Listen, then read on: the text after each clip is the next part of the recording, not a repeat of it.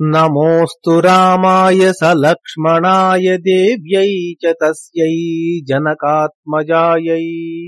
నమోస్తు రుద్రేంద్రయమానిలేభ్యో నమోస్తు చంద్రార్కమరుద్గణేభ్యః.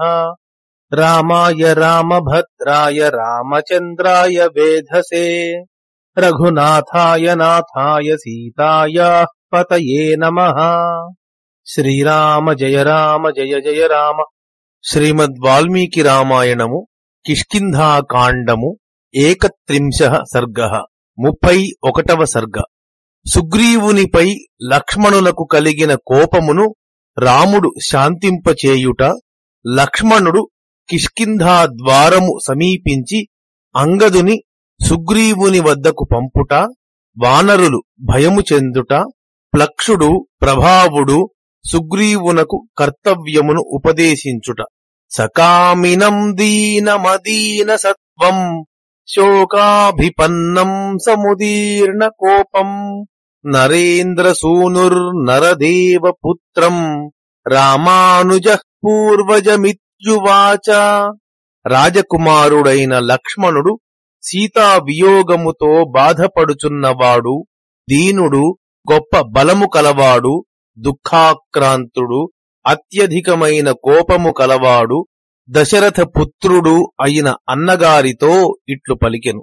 నవానరః స్థాస్యతి సాధువృత్తే నమన్యతే కర్మ ఫలానుషంగాన్ నభోక్ష్యతే వానర రాజలక్ష్మీం తథాహి నాభిక్రమతేస్య బుద్ధిః.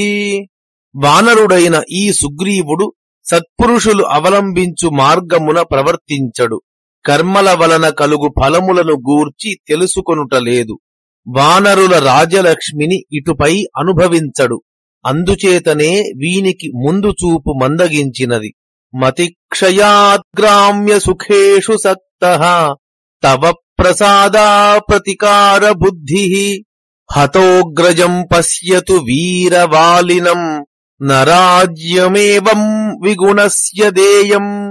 ఓ వీరుడా, నీవు చూపిన అనుగ్రహమునకు ప్రత్యుపకారము చేయవలయను అను ఆలోచన లేక క్షీణించిన బుద్ధి కలవాడై స్త్రీ సుఖములలో ఆసక్తుడైన ఈ సుగ్రీవుడు చంపబడి అన్నగారైన వాలిని చూచుగాక.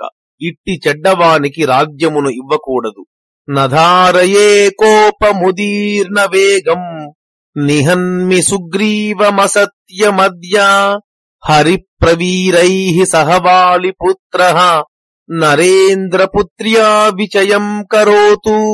తీవ్రమైన వేగము గల నా కోపమును అణచుకొన జాలను. అసత్యవాది అయిన సుగ్రీవుని ఇప్పుడే చంపివేసెదను. వాలి పుత్రుడైన అంగదుడు వానర వీరులతో కూడి సీతను అన్వేషించుగాక. తమాత్త బాణాసనముత్పతంతం నివేదితార్థం రణచండకోపం ఉవాచ రామః పరవీరహంతా స్వవేక్షితం సామనయం చ వాక్యం.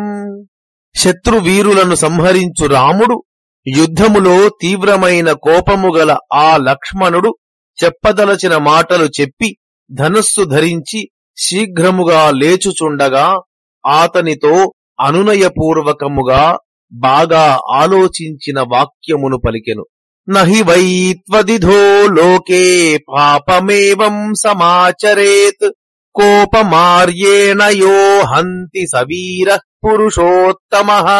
లోకములో నీవంటి వాడు ఇట్టి పాపమును చేయకూడదు. కోపమును వివేకము చేత అణచుకొన్న వీరుడే పురుషులలో శ్రేష్ఠుడు.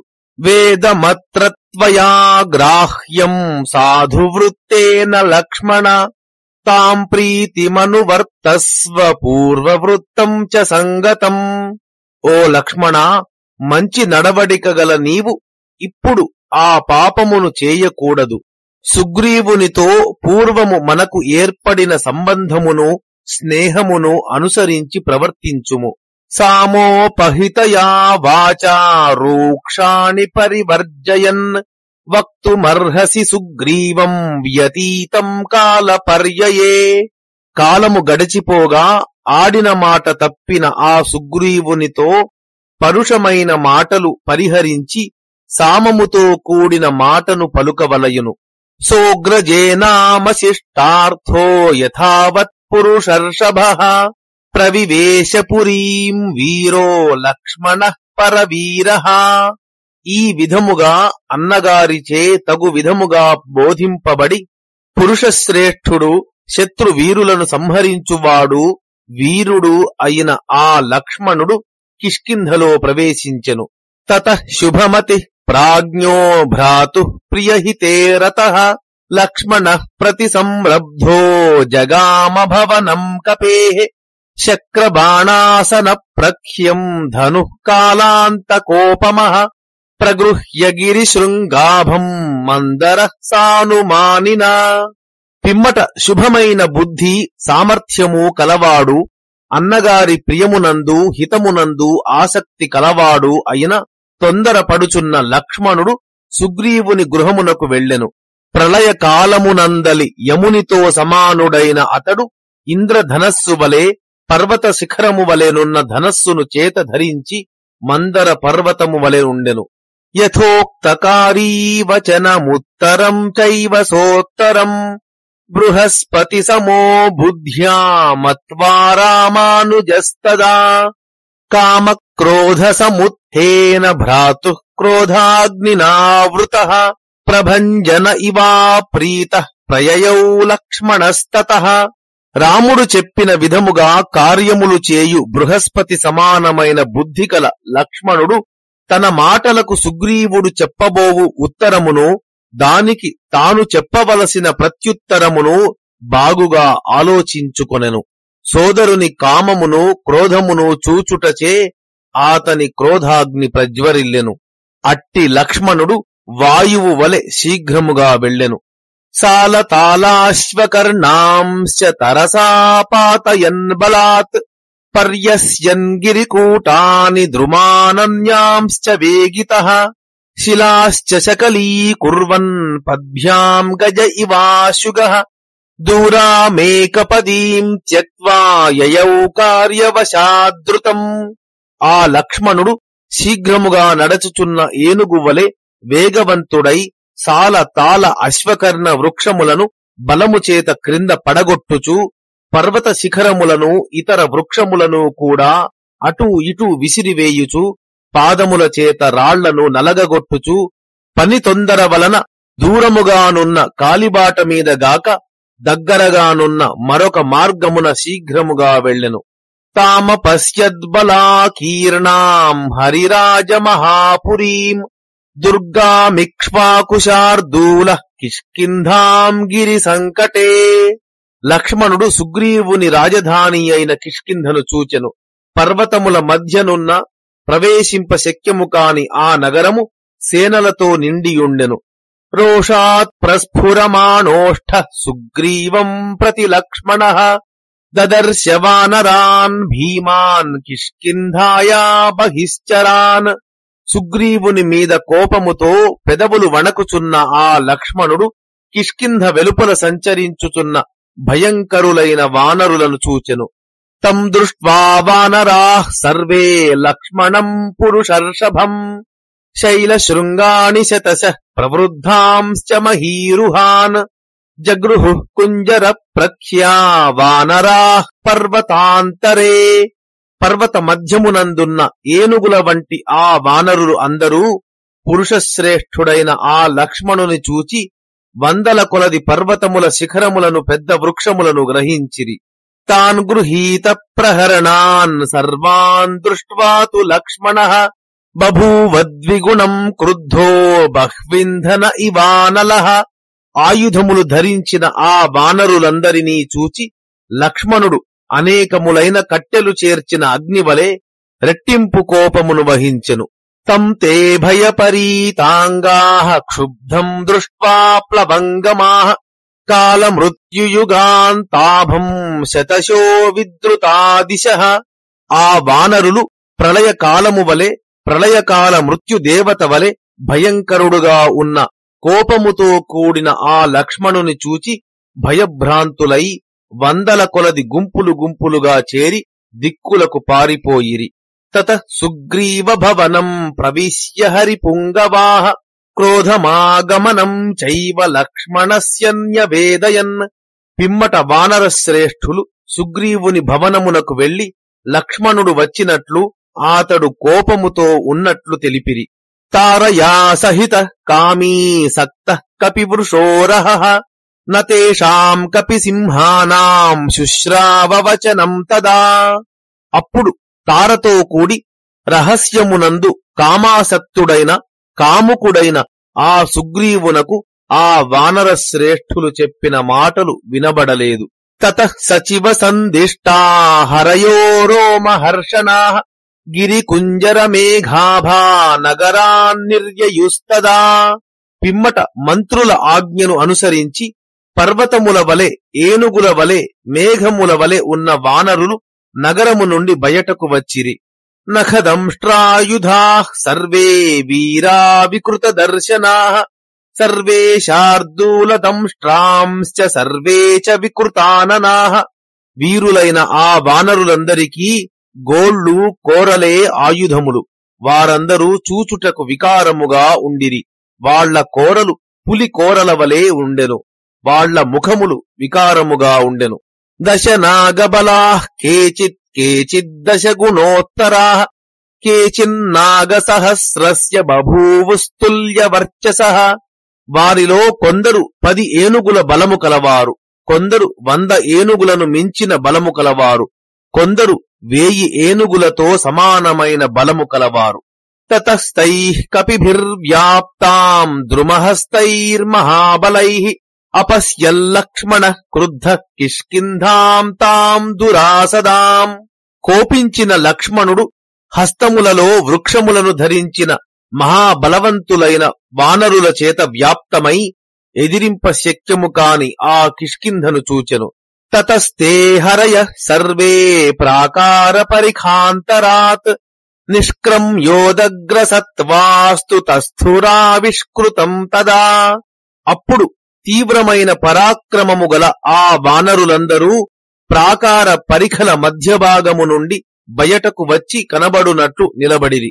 సుగ్రీవస్య ప్రమాదం చ పూర్వజస్యార్థమాత్మవాన్ దృష్ట్వా క్రోధవశం వీర పునరేవ జగామసః.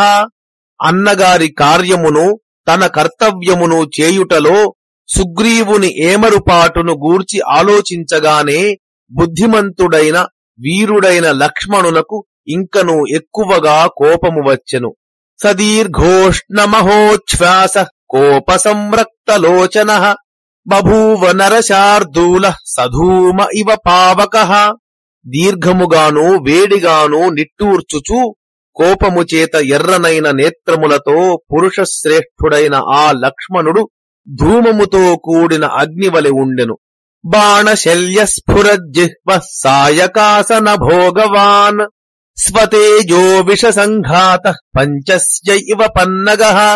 ఆ లక్ష్మణుడు కదలుచున్న నాలుకల వంటి బాణశల్యములతో పడగ వంటి ధనస్సుతో విషము వంటి తన తేజస్సుతో 5 ముఖముల సర్పము వలె ఉండెను. తం దీప్తమివ కాలాగ్నిం నాగేంద్రమివ కోపితం సమాసాద్యాంగదస్త్రాసాద్విషాదమగమత్పరం. ప్రజ్వలించుచున్న ప్రళయ కాలాగ్ని వలె కోపము కలిగిన గజేంద్రము వలె ఉన్న లక్ష్మణుని చూడగానే అంగదుడు భయముతో చాలా దిగులు చెందెను. సోంగదం రోషతాం రాక్ష సందిదేశ మహాయశాః సుగ్రీవ కథ్యతాం వత్స మమాగమనమిత్యుత.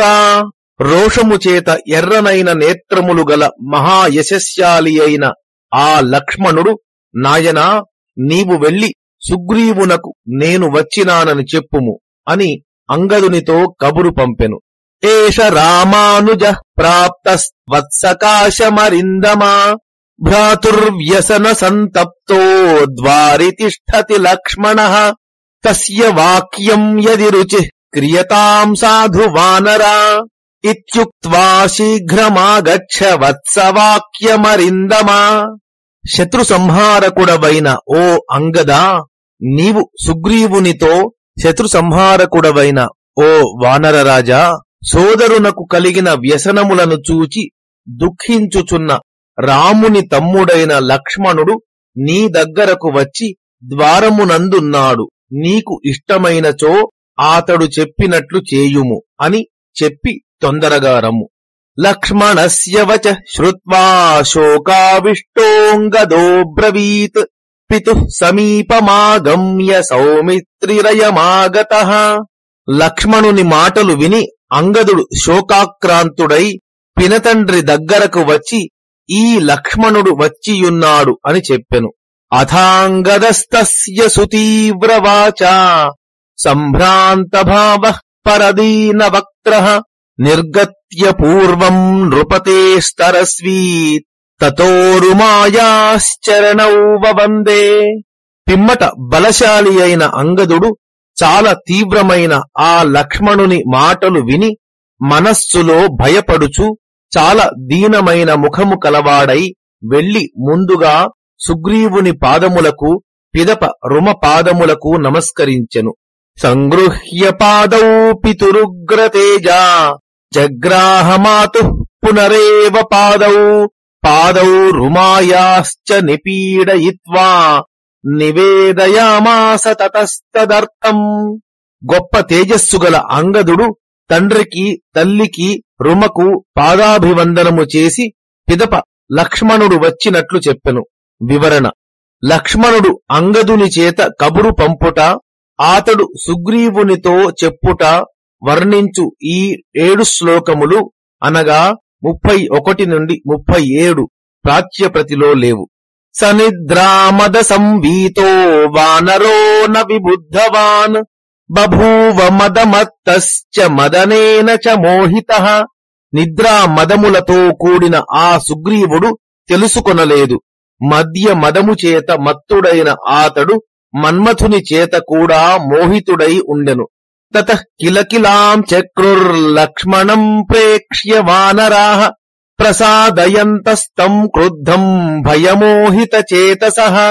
కోపించిన ఆ లక్ష్మణుని చూచి భయముతో నిండిన మనస్సులు గల ఆ వానరులు ఆతనిని అనుగ్రహింపచేసికొనుచు కిలకిల ధ్వనులు చేసిరి. తే మహౌఘ నిభం దృష్ట్వా వజ్రాశని సమస్వనం సింహనాదం సమం చక్రుర్లక్ష్మణస్య సమీపతః. ఆ వానరులు లక్ష్మణుని చూచి ఒక్కమారుగా ఆతని దగ్గర సింహనాదము చేసిరి. అది మహాజల ప్రవాహ ధ్వని వలె, వజ్రాయుధ ధ్వని వలె, పిడుగుల ధ్వని వలె ఉండెను.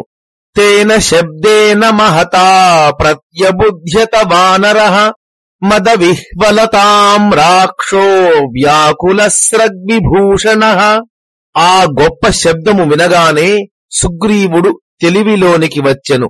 ఆతని నేత్రములు మదము చేత వ్యాకులములై ఎర్రగా ఉండెను. మాలలు అలంకారములు చెదిరియుండెను. అథాంగదవచ శ్రుత్వా తేనైవ చ సమాగతౌ మంత్రిణౌ వానరేంద్రస్య సమ్మతోదారదర్శనౌ ప్లక్షశ్చైవ ప్రభావశ్చ మంత్రిణావర్థధర్మయోః వక్తుముచ్చావచం ప్రాప్తం లక్ష్మణం తౌ శశంసతుః.